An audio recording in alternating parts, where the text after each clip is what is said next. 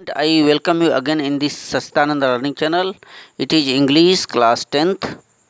इसमें हमने इंग्लिश जो पोइट्री का है पहला पोएम पढ़े थे और इसके पहले जो पहला लेसन था लेटर टू गॉड, और ये थर्ड चैप्टर जो कि सेकंड पोएम है फर्स्ट फ्लाइट का fire and ice. Robert Frost इसके कवि हैं, पोएट हैं. तो इस पोएम में जो कवि है वो संसार के नष्ट के बारे में, संसार का अंत दो तरीके से हो सकता है.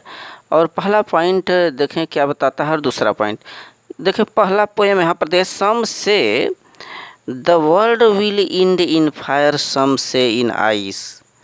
From what I have tasted of desire, I hold with those who favour fire.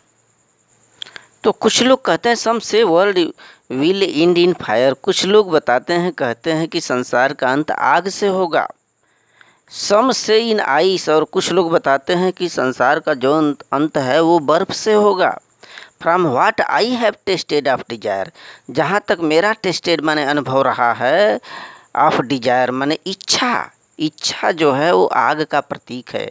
यानी कवि का मानना है कि संसार का अंत इच्छा से होगा.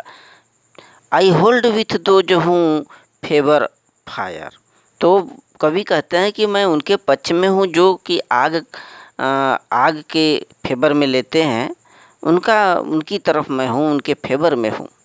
तो इन पंक्तियों में कवि ने स्पष्ट किया कि संसार का अंत कुछ लोग का मानना है कि आग से होगा, कुछ का बर्फ़ का, लेकिन मेरा जहाँ तक अनुभव रहा है, मैं इस संदर्भ में मानता हूँ कि डिजायर जो है आग का प्रतीक है.